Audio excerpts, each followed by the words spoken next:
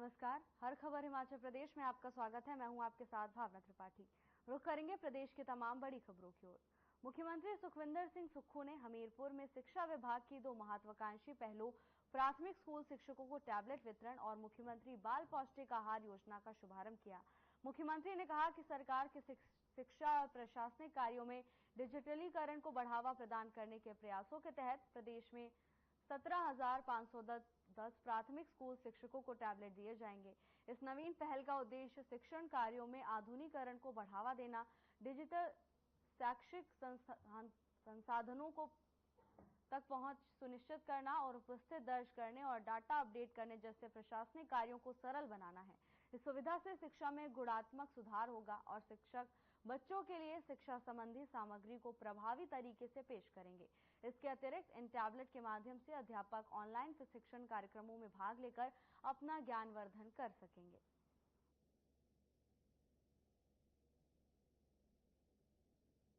शिक्षा के स्तर पर हमें गुणात्मक शिक्षा के क्षेत्र में आगे बढ़ना है और उसके लिए पैसे की कोई कमी नहीं आने दी जाएगी। दूसरा, जो टीचर है, जो टीचर हमारे कॉम्पिटिटिव एग्जामिनेशन के थ्रू सेलेक्ट होकर आते हैं, जिन्हें कम से कम 20, 25, 10 सालों का अनुभव है, उन्हें भविष्य की चुनौतियों को कैसे सामना करना है, उनका एक्सपोजर टूर होना चाहिए। और उस एक्सपोजर टूर के तहत पहले बैच के तौर पर हमारे 217 अध्यापकों को सिंगापुर में भेजा गया। और हमने अब ये भी फैसला किया है, जो पुराना स्कूल है जिसके पास जगह है, वहां भी हम डे बोर्डिंग स्कूल की शुरुआत करेंगे। हमारी कैबिनेट ने एक फैसला किया कि इस एकेडमिक सेशन कांगड़ा चंबा संसदीय क्षेत्र के नवनिर्वाचित सांसद डॉक्टर राजीव भारद्वाज ने नूरपुर में पत्रकारों को संबोधित करते हुए कहा कि निर्माणाधीन 4 लेन पर मैंने केंद्र में परिवहन मंत्री नितिन गडकरी और पठानकोट मंडी 4 लेन के बीच खंडवाल जसूर भेड़खड़ एरिया में लगे निर्माणाधीन कंपनी के अधिकारियों से भी बात की है। डॉक्टर राजीव ने कहा कि निर्माणाधीन कंपनी के अधिकारियों ने बरसात को देरी का कारण बताया और उन्होंने कहा कि सितंबर के माह से जोर शोर से खंडवाल जसूर के इस कार्य को शुरू कर दिया जाएगा।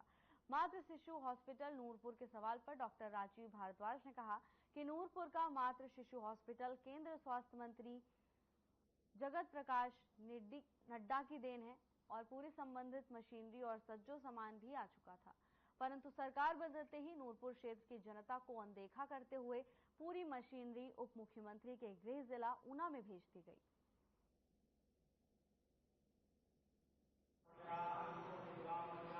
लेकिन बीच में बरसात के कारण आपको पता है कि मामला सारा स्टैंड स्टिल हो जाता है। तो इस करके मुझे लगता है कि बहुत जल्द सितंबर में जैसे ही बरसात समाप्त होगी तो कंपनी ने वो श्योर किया था। मैं दिल्ली भी मंत्री जी से मिला था और उसमें उन्होंने अश्योर किया कि एकदम से बरसात के बाद उन्होंने भी असमर्थता जाहिर की कि बरसात में काम नहीं हो पाएगा, जितना थोड़ा बहुत चलता है वो तो चलेगा, लेकिन युद्ध स्तर पर काम जो है वो सितंबर में उन्होंने अश्योर किया था कि एकदम से कंपनी को मैंने डायरेक्ट कर दिया है, क्योंकि जैसे मैंने उनसे किया तो उन्होंने कंपनी को डायरेक्ट किया था, तो उन्होंने कहा कि एकदम से ये काम बड़ी तेजी से चलेगा। मैंने फ्लाईओवर की समस्या का बताया और जो हमारे काम धंधे का हाल है जसूर में, उसके विषय में मैंने बड़ी गंभीरता से बताया और मैंने कहा इसके लिए तो एक विक्टिम मैं भी हूं। तो उन्होंने बड़ी गंभीरता से हमारी बात को सुना है और सितंबर में मुझे लगता है कि बहुत युद्ध स्तर पर यह काम चलना शुरू हो जाएगा।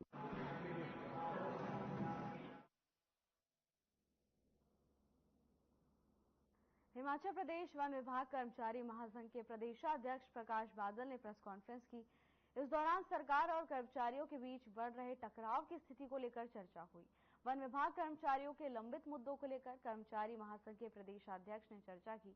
उन्होंने कहा कि कर्मचारियों की मांगों की सरकार अनदेखी कर रही है, कर्मचारी संगठनों को गुटों में बांटकर रख रही है, कर्मचारियों को वेतन और भत्ते समय पर नहीं मिल रहे हैं, कर्मचारियों को हिम केयर की सुविधा मिलती थी उसे भी बंद किया गया। वन विभाग कर्मचारी महासंघ ने राज्य सचिवालय सेवाएं कर्मचारी महासंघ को खुला समर्थन दिया है।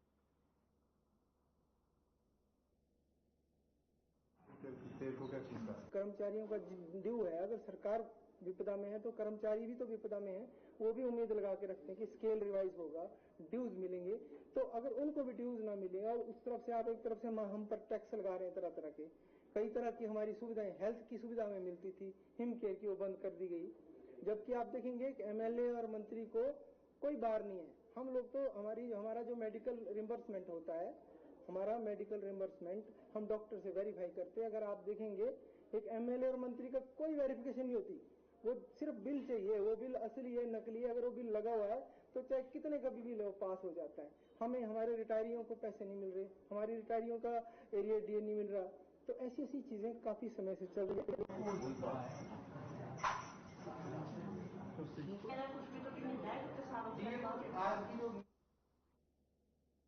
पश्चिम बंगाल के कोलकाता में ट्रेनी डॉक्टर से रेप मर्डर मामले में देश भर के डॉक्टर्स हड़ताल पर हैं।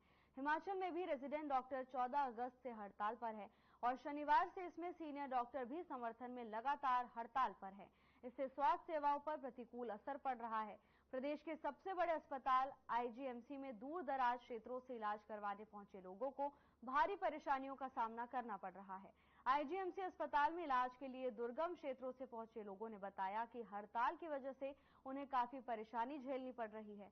बरसात के बीच 3-4 बसें बदलकर सैकड़ों किलोमीटर दूर इलाज के लिए वो अस्पताल पहुंचे। डॉक्टर ने उन्हें आज की डेट दी थी, लेकिन अस्पताल पहुंचकर पता चला कि सभी ओपीडी बंद है। वहीं जूनियर रेजिडेंट डॉक्टर साक्षी शर्मा ने बताया कि उनकी हड़ताल का 6वां दिन है। उनकी मांग सिर्फ कोलकाता में हुए अपराध को लेकर न्याय दिलाना है। डॉक्टर्स अस्पतालों में असुरक्षा की भावना में काम करते हैं। डॉक्टर्स का मकसद स्वास्थ्य सेवाओं को प्रभावित करना नहीं है। उन्होंने कहा कि रेजिडेंट डॉक्टर्स को अन्य डॉक्टर्स का साथ मिल रहा है। उनकी मांग सिर्फ सरकार पर दबाव बनाकर डॉक्टर्स की सुरक्षा को मुहैया कराने के लिए कदम उठाना है।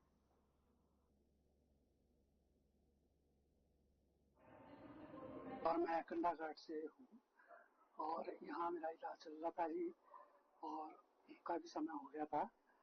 आज मैंने मेडिकल भी लेना था यहाँ से, तो फिर मैं सुबह तैयार होकर इधर से निकले, यहाँ पहुंचे तो यहाँ कहते हैं स्ट्राइक है चली।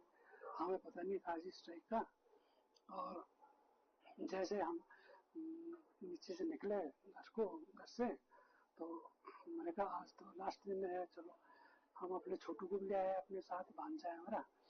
तो जब देखा यहाँ तो यहाँ ओपीडी सारी बंद। कहते जी अब स्ट्राइक है चलने की, अब पता नहीं कितने दिन बाद खुलती है, आपने तब आना। हमारी हड़ताल को 6वां दिन हो चुका है और इसमें हमें बाकी एसोसिएशन का भी पूरा समर्थन मिल रहा है। ये ऑल इंडिया स्ट्राइक चल रही है, नेशन वाइड प्रोटेस्ट है, सिर्फ हिमाचल में नहीं है, पूरे देश में हो रहा है। और हमारी सिर्फ यही मांग है, कोई बहुत बड़ी मांग तो नहीं है।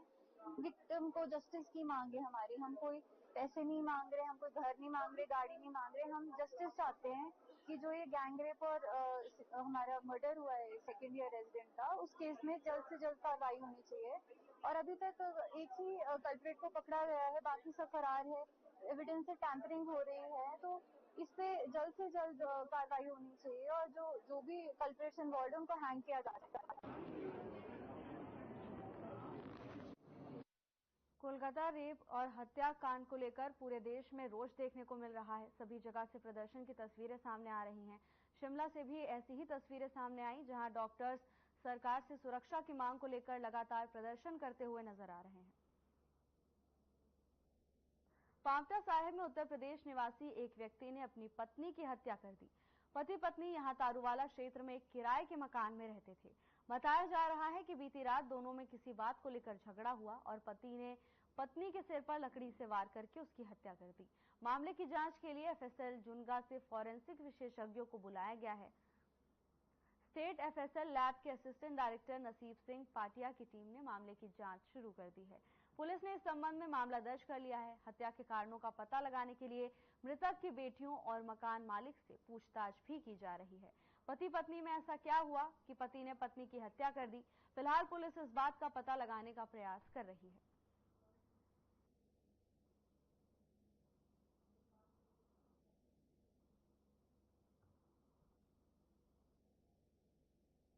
फिलहाल के लिए बस इतना ही। जल्द हाजिर होंगे नई अपडेट्स के साथ। नमस्कार।